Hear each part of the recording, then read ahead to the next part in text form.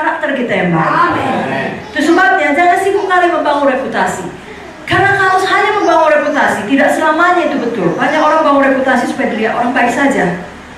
Kalau karakter baik, reputasi biasanya Ya, baik. benar. Amin. Tapi kalau reputasi baik, tidak belum tentu Karakter. Amin. Tapi kadang-kala bagi orang yang panggilannya khusus, bisa jadi reputasinya buruk, seperti Yusuf ketika dalam bentukan dalam penjara, tapi karakternya baik. Amin. Seluruh dunia salah mengerti. Jadi yang paling perlu apa kata Tuhan. Ya, amin. Reputasi itu apa kata orang. Tapi karakter apa kata Tuhan. Amin. Jadi itulah yang kita kejar. Jadi karakter atau kejujuran, ketulusan, ya, atau dikatakan integritas kita, Iya. komitmen kita. Biarlah situasi boleh berubah, integritas kita tidak berubah. Amin. Komitmen kita kepada Tuhan tidak berubah. Amin. Nah, kata lain di saat susah, di saat sedih, ya, kalau anak-anak saya di Medan bilang sebelum menikah atau sesudah menikah, sebelum bekerja atau sudah bekerja, tetap Yesus nomor satu. Ada amin? Amin. Sebabnya sekali lagi, kalau Roh Kudus menegur kita, ada hal-hal yang dimana kita harus bertobat. Mari segera kita bertobat. Karena tak dapat tiada, sama seperti kita punya janji temu dengan penderitaan. Suatu saat semua yang tidak baik di dalam ini tak dapat tiada, suatu hari akan ketahuan. Haleluya. Akan keluar juga. Betapa baiknya pun kita pura-pura. Saudara bilang, enggak, saya rapi menutupinya, enggak ada yang tahu. Saudaraku, kalau pun enggak ketahuan di dunia ini, sampai di nisan kita, di batu nisan kita pun ditulis orang paling baik sedunia. Tapi kalau pasti akan ketahuan. Dan kalau ketahuan nanti di kekekalan, itu sangat memalukan. Ya, nanti dipikir orang kita lah paling hebat di dunia, rupanya enggak. Bagus di dunia dipikir orang kita enggak ada apa-apa. Di sorga Tuhan bukakan kebenarannya. Amin. Ya, karena Tuhan sudah berjanji, aku akan memunculkan kebenaranmu seperti terang dan hakmu seperti siang. Tapi Tuhan memang tidak pernah mengatakan di dunia ini saja pasti. Bisa jadi di dunia akan datang. Tahukah saudara, seperti kata Ibu Munte tadi, dunia akan datang, itulah yang sebenarnya. Karena 120 tahun di dunia ini adalah seperti setitik saja dipanjangnya garis kekekalan. Haleluya. Itulah yang harus kita kejar. Amin. Amin, saudaraku. Amin. Yang keempat, penderitaan yang kita alami justru membuat kita semakin menyadari Tuhan tidak pernah meninggalkan kita. Amin. Tahukah saudara, kerap kali kalau kita jujur, pada waktu penderitaan lah kita menyadari Tuhan itu sangat dekat. Amin. Pada waktu kita sibuk, kita apa-apa, kita kadang-kadang bisa ya rutinitas saja, terutama kalau udah hamba Tuhan melayani. Jadi pada waktu kita harus berhenti melayani, mungkin karena sakit, mungkin harus menghadapi operasi atau apa saja, justru di ruang operasi, di kamar rumah sakit, di mana tidak ada orang bisa saudara jumpai, handphone pun dilarang, tidak bisa lihat-lihat lagi. Nah, saudara mendekat pada Tuhan, dan saudara lihat Tuhan baik, Tuhan setia, Tuhan Amin. Saudara sadari Tuhan tidak pernah meninggalkan saudara. Amin. Amin, saudara. Amin. Tahukah saudara, dalam Kejadian 39 ayat 20-21 saya bacakan mengenai Yusuf. Lalu Yusuf ditangkap oleh tuannya dan dimasukkan ke dalam penjara, tempat tahanan-tahanan raja dikurung. Demikianlah Yusuf dipenjarakan di sana. Tapi Tuhan menyertai Yusuf. Amin.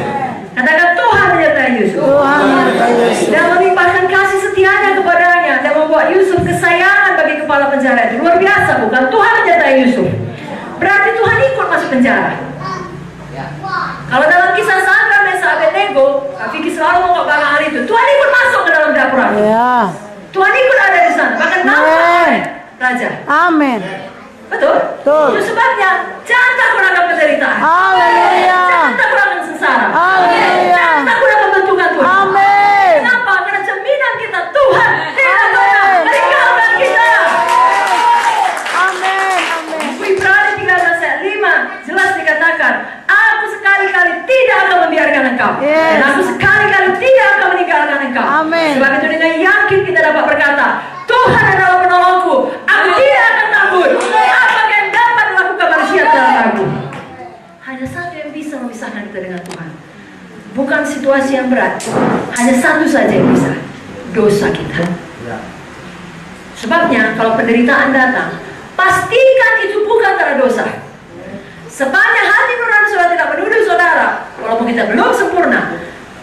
Tapi kalau itu bukan karena dosa saudara, maju saja, walau seluruh dunia melawan saudara. Karena yang jelas Tuhan menyertai saudara. Amin.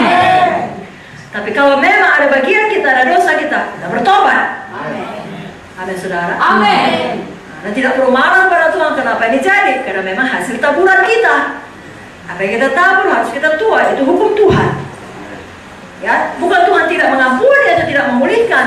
Sama seperti kalau ada seorang gadis, ya, masuk ke dalam dosa percabulan, dosa kenajisan, lalu hamillah dia di luar nikah. Bukan Tuhan tidak bisa mengampuni kalau dia mohon ampun kepada Tuhan, ya dia ampuni Tuhan. Tapi kan setelah dia ampuni bukan hilang janin itu, Iya. hilang, kan enggak? Harus dihadapi. Kalau ternyata laki-laki tersebut tetap jahat meninggalkan dia harus hidup sebagai orang tua single. Dia harus membesarkan anak sendirian. Bukan Tuhan tidak bisa memulihkan, bisa Tuhan pakai anak itu jadi hamba Tuhan. Amin. Tapi tetap ada harga yang dibayar akibat dari dosa tersebut. Nah, sebabnya kita tidak boleh sesat. Apa yang kita tabur akan kita tuai. Mari pilih untuk menabur dalam kebenaran. Amin. Karena, saudaraku, kalau kita menabur dalam kebenaran, artinya kita patuh kepada firman.